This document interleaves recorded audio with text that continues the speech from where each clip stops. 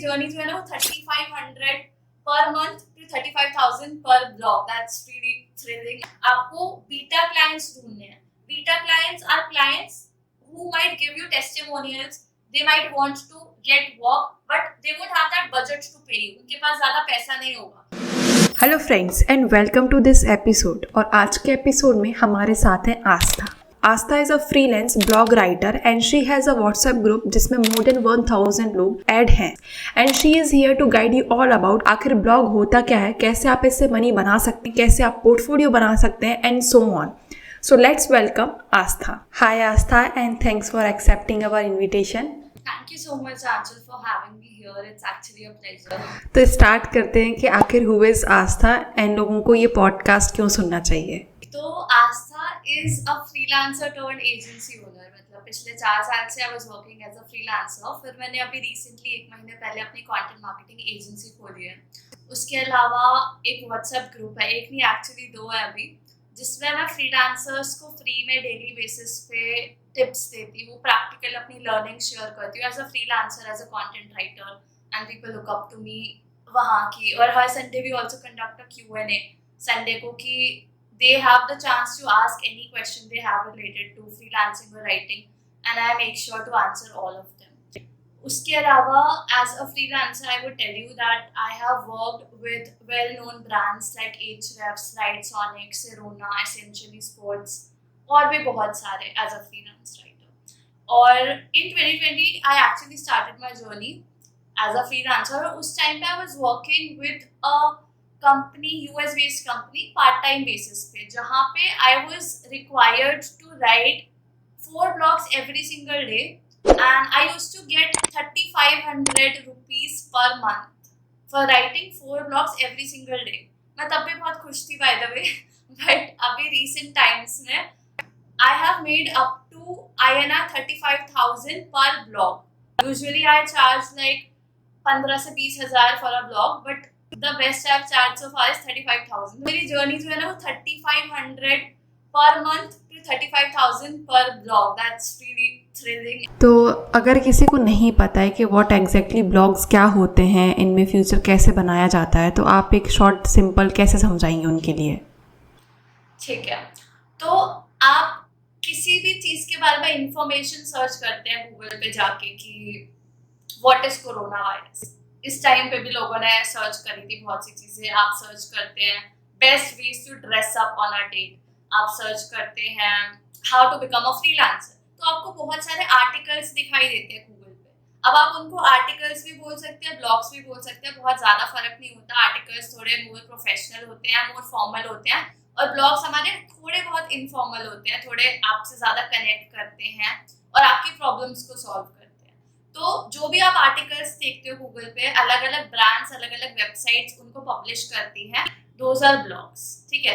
और वो क्यों लिखवाते हैं? क्योंकि वो उनकी कंपनी की ब्रांड अवेयरनेस, उनके प्रोडक्ट्स की ब्रांड अवेयरनेस के लिए हेल्प करते हैं, उनकी विजिबिलिटी बढ़ाते हैं सर्च इंजन पे, उनके और कस्टमर्स लाने में हेल्प करते हैं। तो इसलिए जो ब्रांड्स है वो बहुत ज़्यादा फोकस कर रहे हैं आजकल ब्लॉगिंग पे, because it helps them connect with their audience, get more visibility on search engines. तो इसी को ब्लॉग्स कहते हैं। और बाकी ब्लॉगिंग में अगर आपको शुरुआत करनी है तो आप अपना खुद का ब्लॉग भी बना सकते हो, but that's like a very time taking process. आपको 2 से 3 साल तक you have to put your 100% effort. बहुत सी स्किल्स आपको सीखनी पड़ेंगी apart from writing, SEO, technical aspects एक वेबसाइट के, कीवर्ड रिसर्च, बहुत सी चीज़ें आपको सीखनी पड़ेंगी and you have to give your 100% for at least 1 to 2 years और more before you start getting any rewards in return. तो वो जर्नी थोड़ी सी कॉम्प्लिकेटेड हो जाती है। अगर आपको बहुत जल्दी पैसे अर्न करने स्टार्ट करने हैं through your writing skills, then freelancing is the best thing I would suggest. तो आखिर आपने ये स्टार्टिंग कब से कर दी थी? लाइक आप जब स्कूल में थी या जब आप कॉलेज में थी, इन सब चीज़ों की स्टार्टिंग कैसे हो गई थी?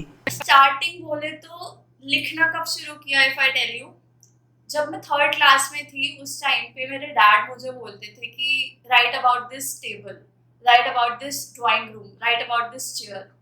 उस टाइम पे मुझे लगता था यार what is this stupid activity, but सच में वो जो एक्टिविटी थी ना, that has helped me become who I am today, क्योंकि उसने मुझे इंस्पायर किया, उसने मेरे को हेल्प किया to think about certain things to deeply एक एक चीज को अलग तरह से देखना, and also of course master my communication skills, master my written English writing skills. तो मेरी स्टार्टिंग तो बेसिकली वहीं पर हो गई थी, बट प्रोफेशनली तो खैर नहीं, तब तो कुछ पता भी नहीं था ब्लॉग्स क्या होते हैं 3rd क्लास में।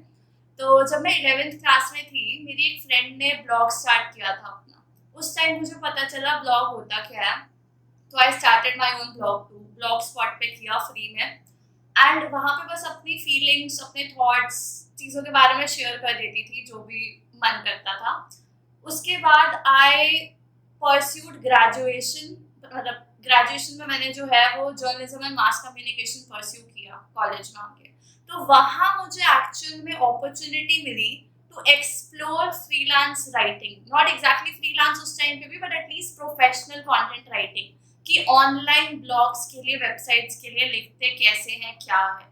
तो उस पॉइंट पे मैंने इंटर्नशिप्स करी थी, एक स्टार्टअप के साथ भी करी थी, एक बहुत बड़ी ऑर्गेनाइजेशन के साथ करी थी, जिससे मुझे इन्स एंड आउट्स पता चले राइटिंग के। आई गॉट टू अंडरस्टैंड कि चीज़ें ऐसे वर्कआउट करती है प्रोफेशनल फ्रंट पे, एंड एसईओ भी कुछ होता है। उसके बाद थैंकफुली लॉकडाउन हो गया। लॉकडाउन में I started learning through YouTube videos कि ब्लॉगिंग क्या होती है, एसईओ क्या होता है, ब्लॉगिंग से पैसे कैसे कमाते हैं, because I have been like always that kid who wanted to become self dependent very early at age. इससे पहले भी मैंने बहुत सी चीज़ें करी हैं। I had my jewellery business online, like something on my own. I also tutored kids, I also had some other things. तो मेरे अंदर हमेशा से ही था कि पैसे कमाने हैं और खुद से, मतलब खुद के पैरों पे खड़ा होना। तो इसलिए I started watching those YouTube videos कि ब्लॉग कैसे स्टार्ट करते हैं। तब आई रियलाइज कि एसईओ क्या होता है, कैसे वर्कआउट करता है। I also started my own website to experiment कि जो भी मैं सीख रही हूँ, does that actually work, and I realise कि हाँ, things do work. I am able to understand things about SEO, about content writing. और साथ साथ मेरी इंटर्नशिप्स वगैरह तो चल ही रही थी। तो इवेंचुअली इंटर्नशिप्स के बाद मुझे फ्रीलांसिंग अपॉर्चुनिटीज आने लगी, and that's how I entered in this. Okay great. तो जैसा अभी आपने मेंशन किया आस्था कि आप कॉलेज में ही आपने थोड़ा बहुत स्टार्टिंग भी कर दी थी एंड आप यूट्यूब से सीखती थी कोविड के टाइम पे, तो आपने किन यूट्यूब चैनल या क्या रिसोर्सेज यूज़ की थी जिन्होंने आपको बहुत हेल्प किया था टू ग्रो? ओके, एग्जैक्टली मैं एक एक रिसोर्स तो आई गेस नेम नहीं कर पाऊंगी, बहुत रैंडम वीडियोस थी। मैं सिंपली सर्च करती थी how to set up your blog, क्योंकि मेरा ऑब्जेक्टिव राइटिंग सीखना नहीं था। राइटिंग इज समथिंग जो मैंने इंटर्नशिप से सीखी थी।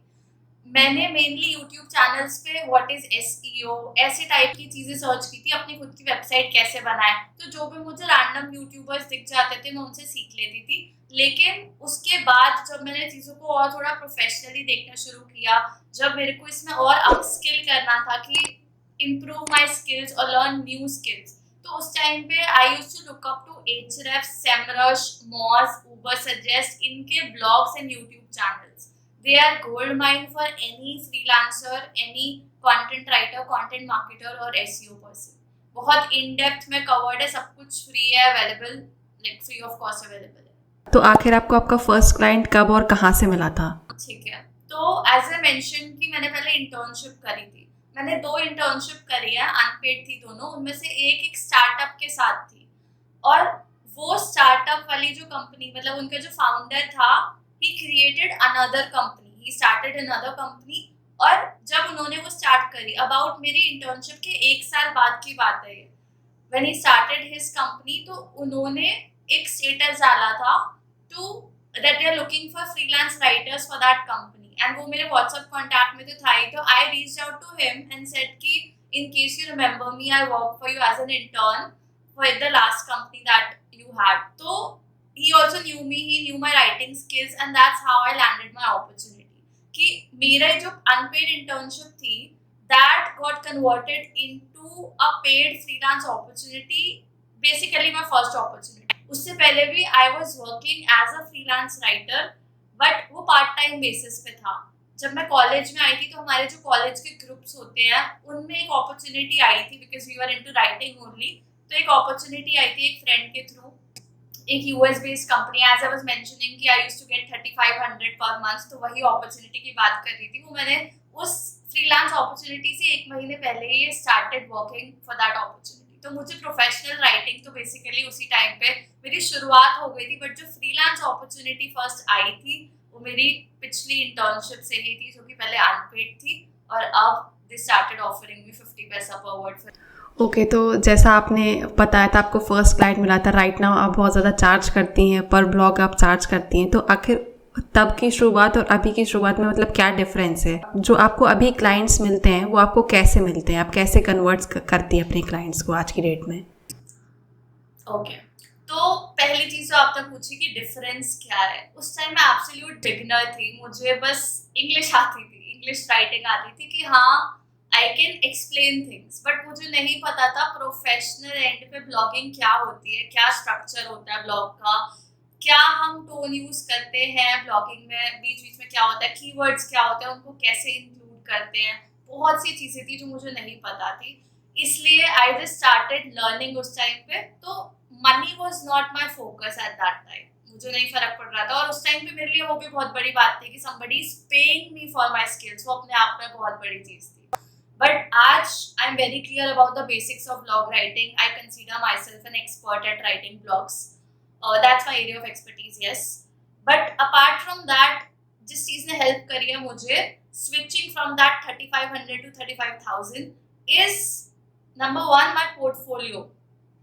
तो उस टाइम पे मैंने किसी के साथ क्योंकि काम नहीं किया था प्रोफेशनली, तो I couldn't show any work, की पास्ट वर्क कुछ था ही नहीं मेरे पास। आज की डेट में I have written for well known brands, byline भी बहुत सारे प्रोजेक्ट्स है मेरे, घोस्ट रिटन भी हैं, तो I can easily add them to my portfolio and show to my prospects कि ऐसा ऐसा काम करा है मैंने पास्ट में, and my work speaks for itself. उसके अलावा भी I have done a couple of things, जैसे कि building my own personal brand.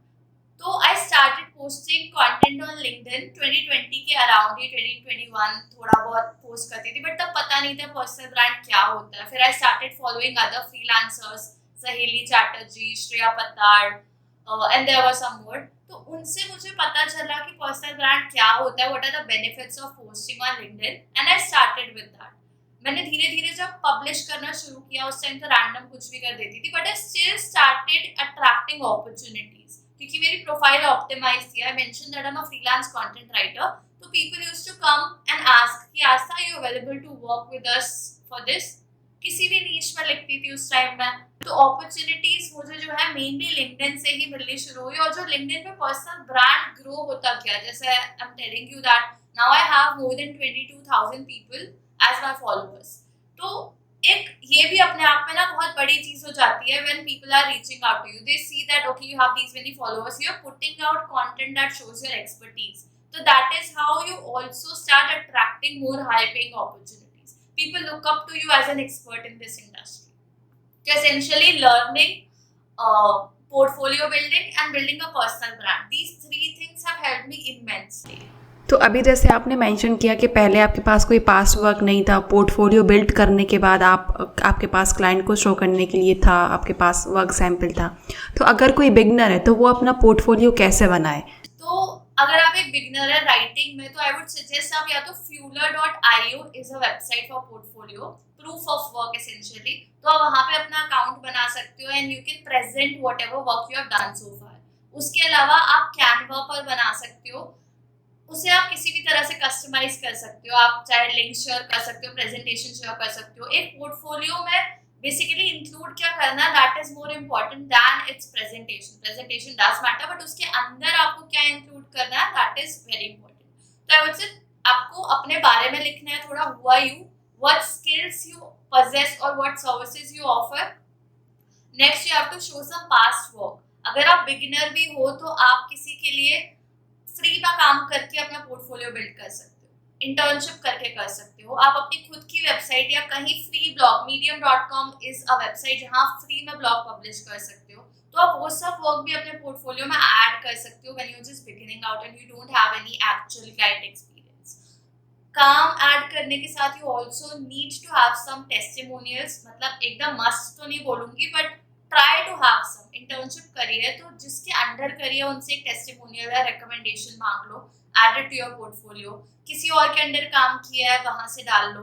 So you have to add your testimonials to the portfolio too, and then last में आपका जो है call to action हो जाता है, जहाँ you are asking that prospect to get on a call with you या फिर email you to learn more और get into a conversation to तो आस्था, मैं आपको एक सिचुएशन देती हूँ, अगर आपको फिर से स्टार्ट फ्रॉम ज़ीरो करना पड़े इस ईयर में, तो आप कैसे स्टार्ट करेंगे, क्या आपकी अप्रोच रहेगी जिससे आप जल्दी ग्रो भी कर पाएँ, जल्दी आप हाई पेइंग क्लाइंट्स भी ग्रैब कर पाएँ? नंबर 1, अपनी स्किल्स आइडेंटिफाई करना इज वेरी इंपॉर्टेंट कि आप किस चीज में अच्छे हो. अगर आप राइटिंग में अच्छे हो, डिजाइनिंग में अच्छे हो, यू शुड जस्ट नो कि आपको प्रोवाइड क्या करना है. सेकेंडली, किसी स्पेसिफिक नीश में प्रोवाइड करना है या एज अ जेनेरिक आपको मूव करना है, वो भी आपको डिसाइड करना इंपॉर्टेंट है. अगर कोई स्पेसिफिक एरिया ऑफ एक्सपर्टीज है आपका, फॉर एग्जांपल आपके पास मेडिकल डिग्री है ऑलरेडी, तो आप मेडिकल कंटेंट राइटर बन सकते हो. स्पोर्ट्स में डिग्री है तो स्पोर्ट्स कंटेंट राइटर. कोई बहुत ज्यादा डीप इंटरेस्ट है किसी चीज में तो आप उसमें स्टार्ट कर सकते हो, बट अदरवाइज आप एज अ जेनेरिक मूव कर सकते हो. उसमें भी आई रेकमेंड कि आपके पास दिमाग में एटलीस्ट 3-4 नीशेस हो कि ये सब चीजों में मेरे को अच्छा लगता है, तो you would have a clear target audience in mind कि मुझे लिखना किस बारे में, अगर if you are a writer.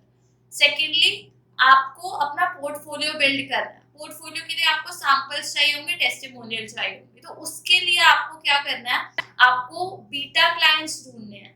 Beta clients are clients who might give you testimonials.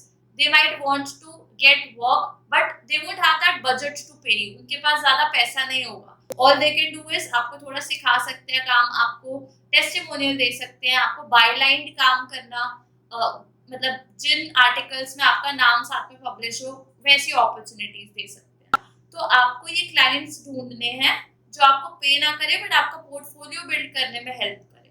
तो वो आपको मेजरली फेसबुक ग्रुप्स और व्हाट्सएप ग्रुप्स में मैं रिकमेंड करती हूँ. आप व्हाट्सएप ग्रुप में जाके एक मैसेज डाल सकते हैं अगर उसकी जो रूल्स है वो अलाउ करते हैं. 2 और मैक्सिमम 3 बीटा क्लाइंट्स के लिए फ्री में काम करो. It won't take you more than a month, but it would help you immensely. आपका पोर्टफोलियो बिल्ड होगा, टेस्टिमोनियल्स आएंगे, तो वो बहुत एक इम्पॉर्टेंट स्टेप हो जाता है. जब ये हो जाए, आपके पास थोड़ा बहुत एक्सपीरियंस होगा और ये सब होगा, तो आप ऑफिशियली अपना एक पोर्टफोलियो बिल्ड कर सकते हो.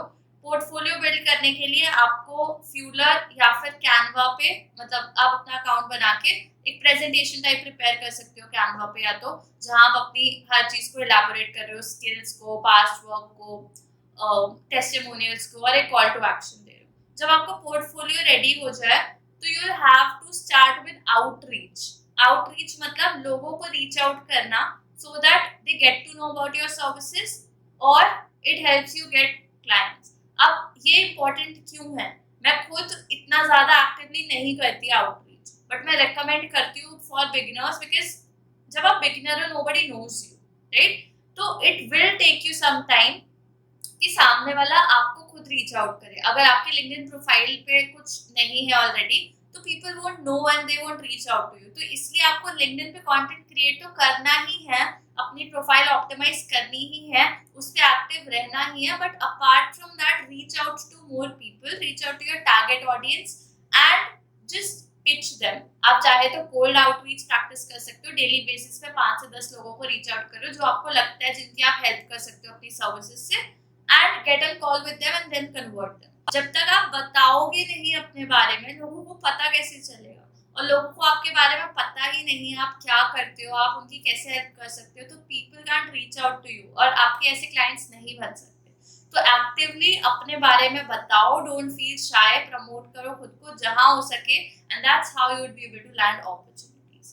तो आउटरीच करना भी इम्पोर्टेंट है क्योंकि inbound leads will take time. लोग आपके पास आएंगे but only after some time. तो तब तक आपको एक्टिवली रीच आउट करना है और ऐसे ही आपके धीरे धीरे क्लाइंट कन्वर्ट होने शुरू हो जाए.